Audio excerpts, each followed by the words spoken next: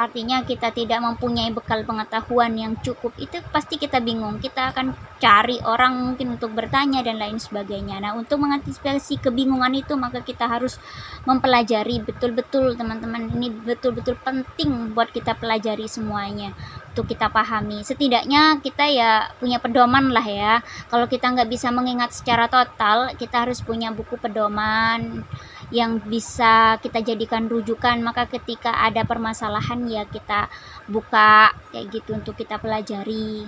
Atau ya memang kalau ada orang yang bisa ditanyai ya langsung tanyakan, ya nggak masalah. Yang penting kita harus berhati-hati dalam menentukan hukum-hukum semacam ini.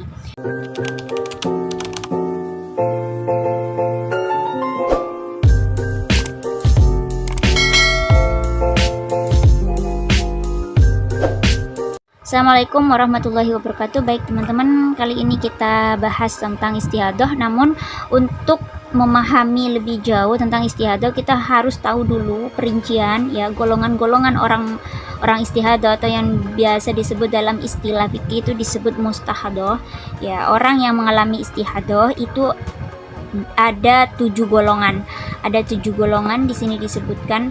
Golongan yang pertama itu adalah mubtada'ah mumayyizah. Mubtada'ah mumayyizah ini adalah anak perempuan yang pertama kali mengalami haid sekaligus langsung istihadah, dan dia mengerti tentang kuat lemahnya darah, tentang darah qawi, tentang darah dhaif. Dia mengerti dan bisa membedakan serta bisa memperinci ya, bisa memperinci berapa hari atau berapa banyak yang keluar darah qawi, berapa banyak yang keluar darah dhaif dan lain sebagainya. Itu kalau sudah bisa memahami hal itu, sedangkan dia posisinya sebagai orang yang pertama kali mengalami haid sekaligus istihadah ya, langsung istihadah, pertama haid langsung istihadah, langsung pendarahan istihadah, maka kalau dia paham berarti masuk pada golongan yang pertama, mubtada'ah mumayyizah ini. Kemudian golongan yang kedua ini kebalikan dari yang pertama, mubtada'ah ghairu mumayyizah. Mubtada'ah ghairu mumayyizah ini adalah golongan anak perempuan yang pertama kali mengalami haid, tapi dia tidak mengerti tentang kuat lemahnya darah dhaif dan darah qawi yang mana, berapa ukurannya, nggak ngerti ya. Akan tetapi dia memang baru pertama kali mengalami haid sekaligus langsung istihadah ya, tapi dia nggak ngerti tentang macam-macam darah tadi kayak gitu. Nah, maka dia masuk pada golongan yang kedua. Golongan yang ketiga itu disebut dengan mu'tadah mumayyizah ya. Mu'tadah mumayyizah ini dia adalah orang yang sudah pernah mengalami haid, sudah pernah mengalami suci, dan sudah mengerti tentang perbedaan darah ya. Perbedaan darah qawi, darah dhaif itu sudah ngerti. Jadi dia bisa membedakan bahwa yang keluar darah itu lebih dari satu macam. Maka itu disebut mu'tadah mumayyizah. Mumayyiz artinya dia sudah paham kayak gitu, sudah paham, sudah bisa membedakan ya. Dan di golongan yang ketiga ini ada 3 ya, ada 3 macam yang berbeda-beda hukumnya. Mu'tadah mumayyizah ini, mustahadah mu'tadah mumayyizah ini ada 3 macam yang berbeda-beda hukumnya. Nah, hal itu akan bisa kita bahas nanti di pembahasan satu-satu ya, di pembahasan yang khusus mu'tadah mumayyizah. Mungkin di antara kita banyak yang berada di posisi yang nomor 3 atau yang nomor 4 ya. Kemungkinan yang lebih banyak mungkin ada di nomor 3 ya. Jadi nanti insya Allah kalau ada waktu dan memungkinkan serta sempat sehat semuanya, kita buat video rincian khusus pembahasan untuk yang nomor 3 sama nomor 4, karena ini yang banyak sekali kita berada di posisi ini ya. Yang nomor 3 sudah jelas, jadi dia adalah orang yang sudah biasa mengalami haid serta suci serta mengerti tentang perbedaan-perbedaan darah serta sifat-sifatnya. Sedangkan yang nomor 3 itu dalam istilahnya disebut mubtadah ghairu mumayyizah dzakiratun li'adatiha qadran wa waqtan. Nah, ini adalah orang yang biasa mengalami haid, yang sudah biasa mengalami haid, sudah berkali-kali haid, dan sudah berkali-kali suci atau sudah pernah, itu boleh. Akan tetapi dia tidak mengerti atau belum mengerti, belum memahami tentang perbedaan darah, ya, tentang kuat lemahnya darah, ya, belum paham, maka dianggap darah yang keluar itu adalah satu macam.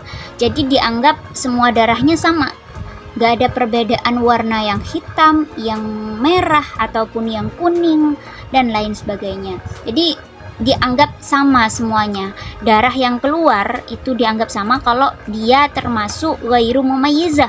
Artinya dia tidak tahu tentang perbedaan-perbedaan darah.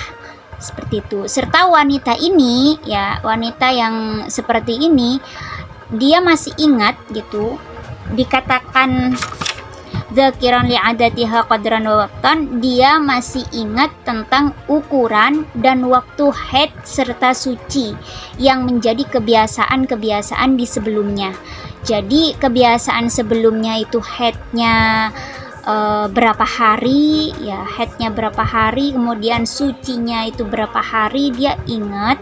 Dimaksud dengan li'adatiha qadran, yang kebiasaan dari ukurannya, kayak gitu, ukuran sedikitnya, ukuran adatnya gitu, ukuran adatnya. Sedangkan yang dimaksud dengan waktan di sini, yang dimaksud dengan waktan adalah masa mulai habisnya haid dan suci.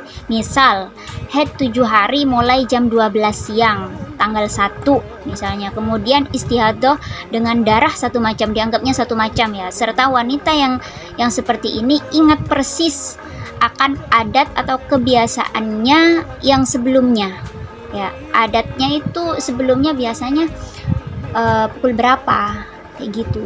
Kalau ingat persis berarti itu yang masuk pada waktan. Jadi dia ingat persis tentang waktunya, seperti itu. Ini yang keempat. Nah, kalau masuk pada ciri-ciri yang disebutkan tadi, berarti dia masuk pada golongan mustahadah yang keempat, yaitu muqtadah ghairu mumayyizah dzakiratun li'adatiha qadran wa waqtan. Nah, sedangkan yang kelima itu disebut, dalam istilahnya disebut muqtadah ghairu mumayyizah nasiyatun li'adatiha qadran wa waqtan. Yang kelima ini adalah yang dia sudah pernah haid, pernah suci, sudah biasa haid dan suci, akan tetapi dia tidak bisa membedakan atau mengetahui atau memahami tentang kuat lemahnya darah, tentang darah qawi dan juga darah dhaif, itu tidak paham, ya. Maka dianggapnya dia mengeluarkan darah satu macam, serta orang yang dimaksud golongan yang kelima ini, dia tidak ingat atau tidak mengerti tentang ukuran serta waktu, ya, ukuran serta waktu yang menjadi kebiasaan haidnya dari sebelumnya. Tapi kayaknya kalau mengenai waktu, ya, kalau mengenai ukuran hari, kayak biasanya berapa hari haid itu kayaknya rata-rata ya di antara kita sudah paham, maksudnya sudah ingat gitu berapa hari. Cuma mungkin kalau waktu jamnya yang disebut waktan ini, mengetahui tentang waktu kebiasaannya, itu mungkin kalau nggak dicatat kita pasti lupa. Makanya setiap perempuan ketika mengalami haid, untuk dalam ihtiyat, yaitu berhati-hati, itu perlu dicatat, teman-teman. Perlu dicatat, kita harus punya catatan pribadi, catatan khusus, atau mungkin kalender pribadi, ya. Kalau bukan kalender, mungkin kertas khusus, buku khusus untuk mencatat dalam per bulannya kita haid itu bagaimana, ya, yang terjadi itu di tanggal berapa, jam berapa, kemudian yang keluar darah warna apa, atau darah sifatnya apa, dan lain sebagainya.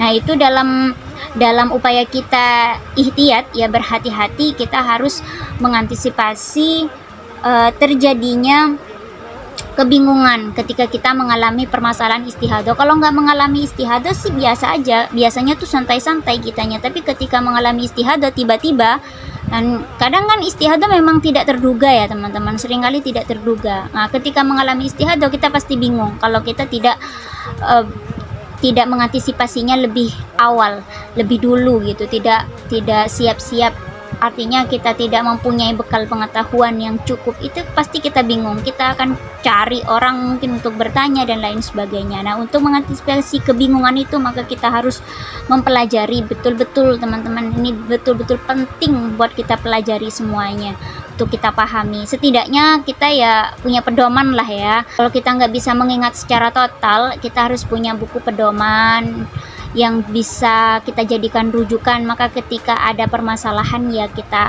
buka kayak gitu untuk kita pelajari.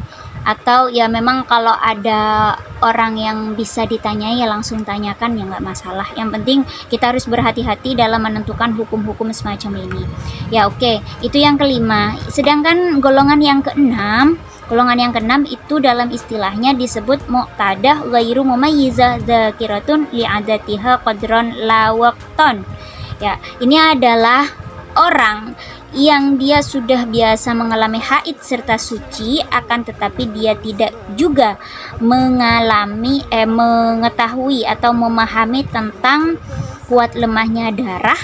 Maka kalau tidak mengerti tentang kuat lemahnya darah, dianggapnya dia mengeluarkan darah satu macam. Ya, dianggapnya dia mengeluarkan darah satu macam, serta dia hanya ingat pada waktu sedikitnya haid yang menjadi kebiasaannya dari sebelum-sebelumnya.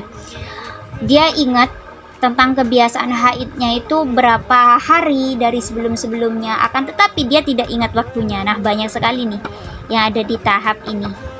Dia ingat sih biasanya haid 7 hari kayak gitu, dia ingat biasanya haid 6 hari, akan tetapi jam berapanya kalau nggak dicatat kan pasti lupa. Ini pasti banyak ini yang ada di tahap ini, yang ada di ini bagian ini. Dan ghairu mumayyiz juga banyak yang nggak paham, belum paham tentang ini. Ternyata banyak teman-teman yang belum paham tentang kuat lemahnya darah. Jadi antara nomor 6 ini juga banyak ya yang ada di posisi ini. Nanti kita kalau sekali lagi kalau memungkinkan dan sempat, kita buat perincian untuk membahas khusus bagian yang sering atau rawan-rawan untuk kita alami seperti ini. Yang nomor 7, lanjut yang nomor 7, ini adalah golongan orang yang pernah haid juga tidak pernah, dia sudah pernah haid, sudah biasa haid, pernah suci juga, akan tetapi dia tidak mengerti tentang kuat lemahnya darah ya. Akan tetapi dia ingat tentang waktu haid yang menjadi kebiasaannya, tapi dia tidak ingat pada banyak sedikitnya haidnya gitu, banyak atau sedikitnya haid yang dialami sebelum-sebelumnya atau kebiasaannya itu. Contohnya ada seorang perempuan yang mengeluarkan darah, ini yang nomor 7 ya. Seorang perempuan yang mengeluarkan darah yang itu dianggapnya satu macam karena tidak paham tentang kuat lemahnya darah ya, maka dianggap satu macam darah yang keluar dan dia tidak bisa membedakan sampai melebihi 15 hari ya. Tidak bisa membedakan di sini dalam artian dia tidak bisa membedakan karena memang dia tidak tahu ya, bukan karena kelalaian. Kalau sudah tahu kita bahwa macam-macam darah itu harus dipelajari kayak gitu, tetapi kita enggan untuk mempelajarinya, itu berarti masuk kelalaian, bukan dia memang masuk kategori awam gitu, bukan masuk pada kategori yang dia nggak paham, bukan nggak paham sebetulnya, tapi dia nggak mau memahami, dan itu masuk pada kelalaian. Itu tidak masuk pada ini berarti ya, bukan masuk ghairu mumayyizah karena apa namanya, alasan yang syar'i gitu, tapi karena kelalaian. Beda ya teman-teman, jadi kita harus membedakan itu gitu. Nah, kembali lagi contohnya ya, seorang wanita dia mengeluarkan darah satu macam, dianggapnya satu macam, dia tidak bisa membedakan sampai melebihi 15 hari. Tidak bisa membedakan tentang kuat lemahnya darah sampai 15 hari. Kemudian selain itu, tapi dia ingat pernah haid dan suci, dan ingat bahwa mulai tanggal 1 gitu. Namun dia lupa berapa hari lamanya. Dia ingat waktunya mulai tanggal 1, tapi dia lupa berapa hari lamanya. Jadi tanggal 1 yakin haid, sebab dia misalnya ingat nih mulai tanggal 1 nih paling sedikit haid itu sehari semalam. Tanggal 2 sampai tanggal 15 itu kan mengandung kemungkinan ini bisa haid bisa suci kayak gitu. Ya.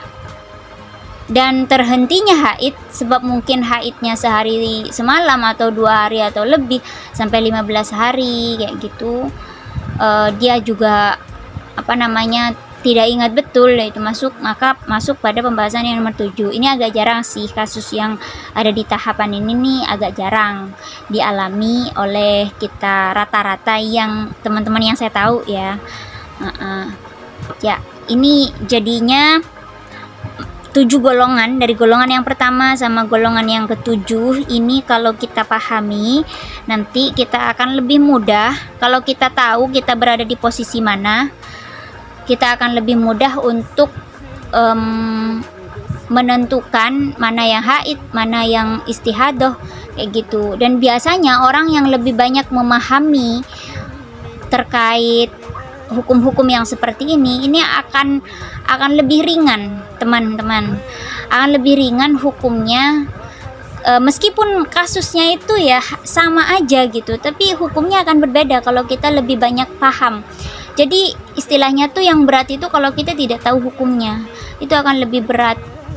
Kalau kita nggak tahu ilmunya gitu akan lebih berat hukumnya gitu. Maka kita perlu sekali untuk memahami semua ini ya, terutama yang rawan sekali untuk dialami ya. Maka kayak yang ini yang mulai dari 3, 4, 5, 6 ini juga perlu kita bahas rinci agar kita bisa menentukan kita di bagian mana. Saya sarankan teman-teman mempelajarinya agar kita mampu untuk menentukan dan tidak kebingungan ketika ada masalah seperti itu. Yap, terima kasih. Mungkin di lain kesempatan kita akan bahas satu-satu insyaallah. Assalamualaikum warahmatullahi wabarakatuh.